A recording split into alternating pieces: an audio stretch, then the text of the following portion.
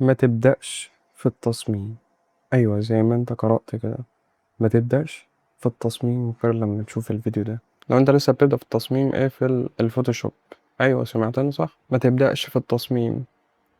وأنا بقولك الكلام ده لأن دي كانت أكبر غلطة عملتها من أول ما بدأت التصميم من سنة 2016. وقتها كنت فاكر إن كل اللي محتاجه علشان أبقى مصمم شاطر إني أتعلم الفوتوشوب، لكن بعد سنين من التجربة وتقليد التصميمات والكورسات والشغل والفشل والمحاولات، اكتشفت إن التصميم عمره ما كان فوتوشوب. وده يمكن أهم درس أنا اتعلمته في حياتي كلها، وده اللي أنا عايز أحكولك النهاردة. أنا حسن شامة، ودي قناة جرافيك ليك. لو أنت لسه أول مرة تتابعني، ما تنساش تشترك على القناة وفعل زر الجرس علشان ينزلك كل درس جديد.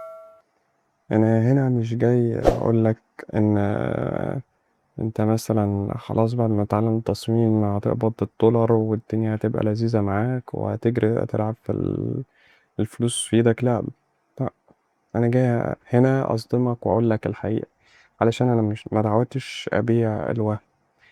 انا جاي اقول لك انا دلوقتي كنت في 2016 وانا بدأت رحلة التعلم بتاعي وبدأت التصميم. يعني جاي اقول لك خبرة 10 سنين تقريبا. بص، من 2016 أنا حبيت أتكلم عن اللي أنا كنت بعمله. أنا في الأول كنت مثلا بنبهر بالحاجات اللي بتبقى قدامي، كنت بمشي في الشارع كده بنبهر باليوفط، بالإعلانات اللي بتبقى مرمية في الشوارع دي، وبقول هما ازاي عملوها يعني، ولا ازاي الحاجات دي اتعملت. او مثلا ببص بقى على الدمج بقى بتاع الصور، ويا سلام لما تلاقي مثلا ديناصور وواقف قدامه راجل وفي شجرة والألوان كلها ماشية مع بعض في اتجاه واحد، والدنيا جميلة ولذيذة.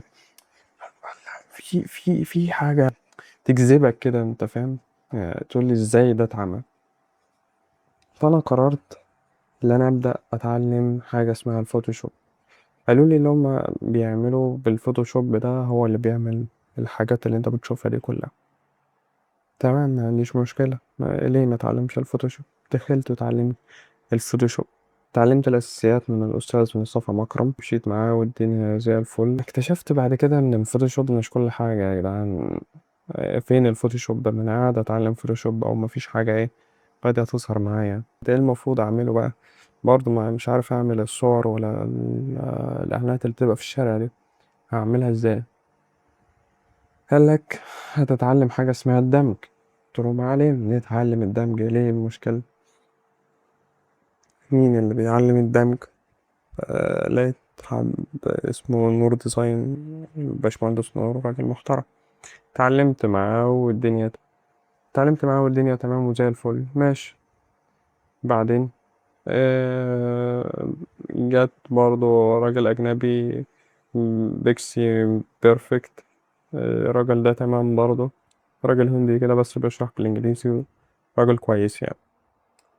بعدين بعد ما اتعلمت برضو الدمج، قال لك ده في حاجة اسمها قواعد التصميم. يعني يا جدعان، قواعد التصميم دي طب محدش قال لنا على قواعد التصميم؟ هو في التصميم أصلا ليه قواعد؟ مش هو واحد بشوف بقعد أفكر في فكرة وبرسمها على ورق شوية شغابيط، وفي الآخر بنفذها على الكمبيوتر على الفوتوشوب.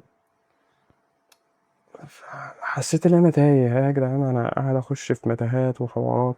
وانا بقى اللي كان بيزود عليا الضغط اكتر اللي انا كنت بدخل نفسي في حوارات تانية. يعني نقول مثلا طب التصميم، طب ما في حاجة اسمها اللوجوهات، ما نتعلم اللوجوهات دي يا جدعان والدنيا جميلة، ونشوف ازاي بيعملوا اللوجوهات بتاعة ال- الشركات والمصانع والمحلات والحاجات الجميلة دي. فطبعا لقيت برضو ليها أساسيات وليها قواعد وليها نظام، وفي حاجة اسمها النسبة الذهبية، وفي أنواع لوجوهات مختلفة، وفي لاند مارك ومونوجرام إيه يا جدعان، ده الموضوع طلع أكبر يعني من إن أنا كنت متصوره.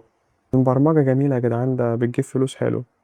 طب ما نجرب كده. دخلت برضه اتعلمت البرمجة وال HTML وال CSS، اللي بيخلي الواحد يخش في الاتجاهات دي كلها وبيخش في كذا حوار وبيخش في كذا مشكلة. فالواحد قال لأ بصوا يا جدعان أنا إيه، يعني مثلا بعد ما عديت السنتين بتوعي بتوع الدراسة بتوعة المعهد،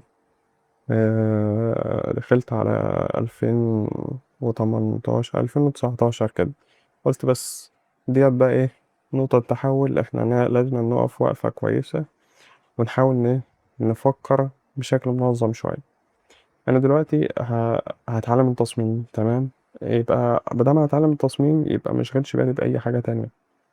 حتى كمان اللي زود عليا كمان قبليها اللي أنا برضه إيه، قلت طب ما أتعلم أسباني وأتعلم صيني وإنجليزي يعني الواحد كان بيدخل نفسه في متاهات وبيدخل نفسه في حوارات وحاجات كتير، وحس الواحد مضغوط، وفي نفس الوقت مش عارف مش عارف يتعلم حاجة، ومش عارف ينتج ولا عارف ينفذ أي حاجة في حياته. أحاول أنظم تفكيري شوية وأنظم نوعي شوية وأبعد عن المشتتات. تمام.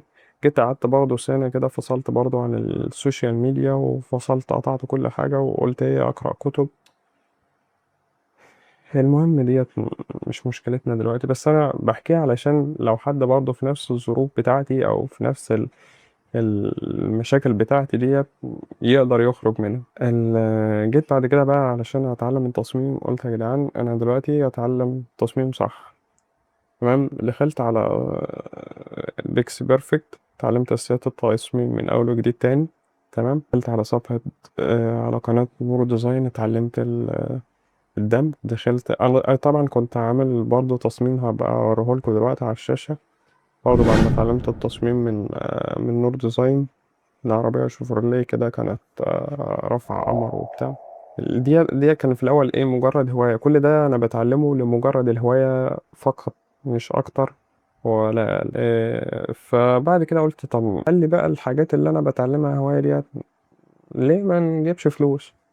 دخلت بقى على موقع الإيه الفريلانس، دخلت على موقع أبورك، فايفر، فريلانسر، كونترا، خمسات، مستقل. دخلت على موقع كفيل، دخلت على مواقع كتير جدا ساعتها، بيبول براور، مواقع كتير جدا دخلتها ساعتها، وبرضه حسيت ان انا يعني إيه التوهان اللي الواحد فيه ده، كل موقع ليه قصة وكل موقع ليه طريقة تشتغل بيها، وفي مواقع بتشتغل بنظام اللي هو البيدز اللي هو المدفوعات علشان يعني تقدم على الخدمة لازم بتدفع فلوس علشان تقدم على الشغلانات اللي معروضة. وفي مواقع تانية لأ، في مواقع اللي هو زي فايبر اللي انت بتحط خدمتك، موقع زي فايبر وخمسات اللي انت بتحط الخدمة بتاعتك وبعد كده حد بيكلمك.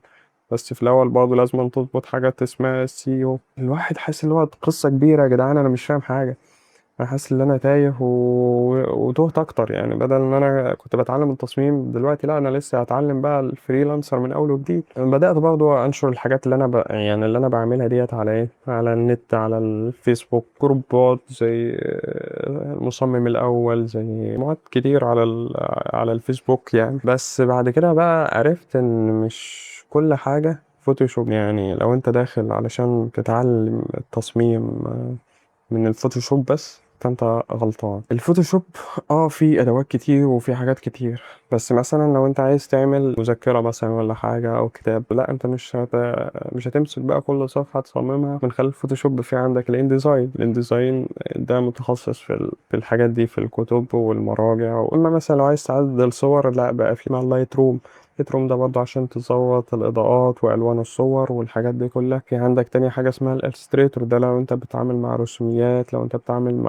مع شعارات، لو أنت بتتعامل مع لوجوهات، مع الكلام ده كله. طب أنا كحسن علشان مثلا أعمل تصميم كويس ممكن أعمله إزاي؟ ولا أعمل الفوتوشوب ولا أعمل إيه؟ أنت لازما دماغك تتكيف من خلال تتعلم أساسيات التصميم، لأن أي برنامج هيجي بعد كده هتقدر انت تمشي معاه. في كورال درو، في كانفا، في عندك فيتوبيا اللي موجود لاين من غير ما تدفع فيه فلوس، في الفوتوشوب. فانت مادام انت عارف الاساسيات في دماغك، انت هتعرف توظف التصميم بتاعك وهتعرف تطلع بشغل كويس من اي برنامج موجود قدامك. ليه؟ لان خلاص دماغك اتكيفت، خلاص انا بقى عارف انا هعمل ايه، مجرد بس ايه انظم الفكرة على الورق، ارسمها بس رسم الشخبطة كده، خلاص انا كده دماغي خلاص عرفت انا هعمل ايه، هعمل واحد اتنين تلاتة.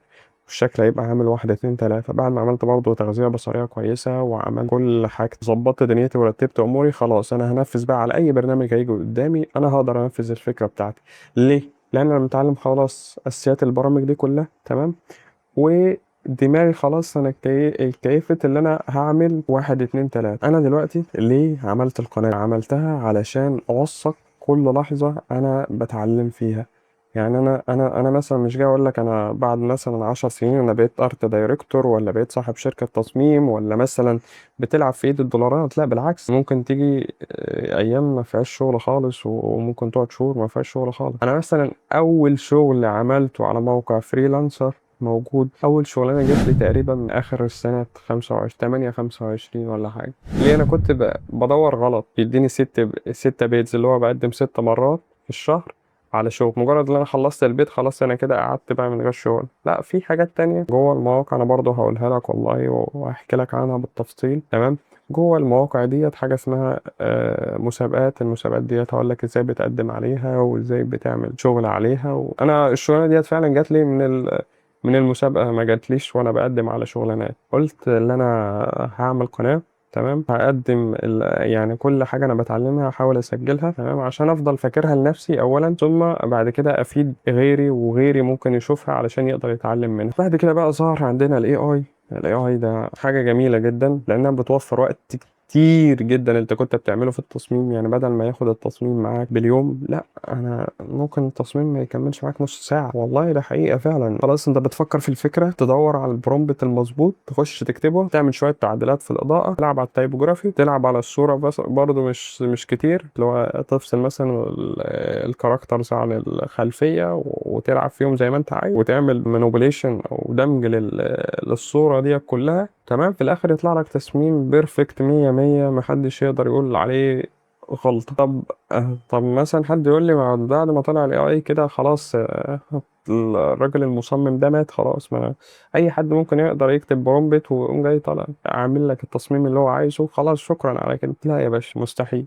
انا عشان كده قلت لك في البداية ايه، انت هتتعلم اساسيات التصميم علشان لو قدامك اي برنامج، اي حاجة تقدر تشتغل بيها، خلاص انت دماغك مستسلمة يا باشا اوريدي.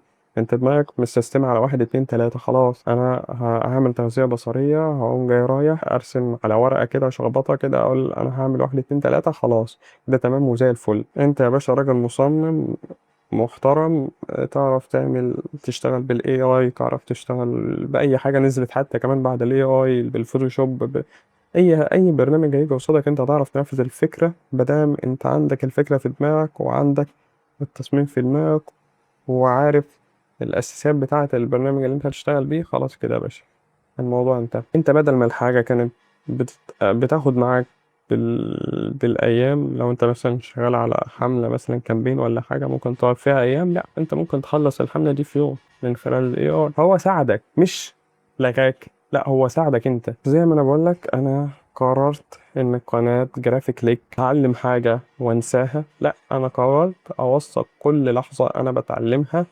واحاول اقدم لك فيها معلومة، واحاول اوثقها على القناة علشان تبقى تذكرني اولا وتعلمكم ثانيا. انا مش جاي اقول لك ان انا خلاص بعد ما قضيت 10 سنين انا خلاص بقيت راجل مصمم محترف مفيش مني اتنين. لا يا باشا، انا بتعلم وبغلط وهفضل اغلط واتعلم من اخطائي لحد لما ربنا يفتكرني. ما تبدأش في التصميم قبل ما تعرف انت بتصمم ليه، وبتصمم لمين، وايه الرسالة اللي انت هتقدمها للناس في التصميم ده. ما تنساش لو انت بتشوفني على اليوتيوب تشترك على القناة علشان نساعد بعض ونبقى جزء من رحلة بعض. يعني انا ابقى جزء من رحلتك وانت تبقى جزء من رحلتي. ولو في اي سؤال او اي استفسار اكتب لي تحت في التعليقات، وانا ان شاء الله هرد عليهم بنفس تعليق. مع السلامة.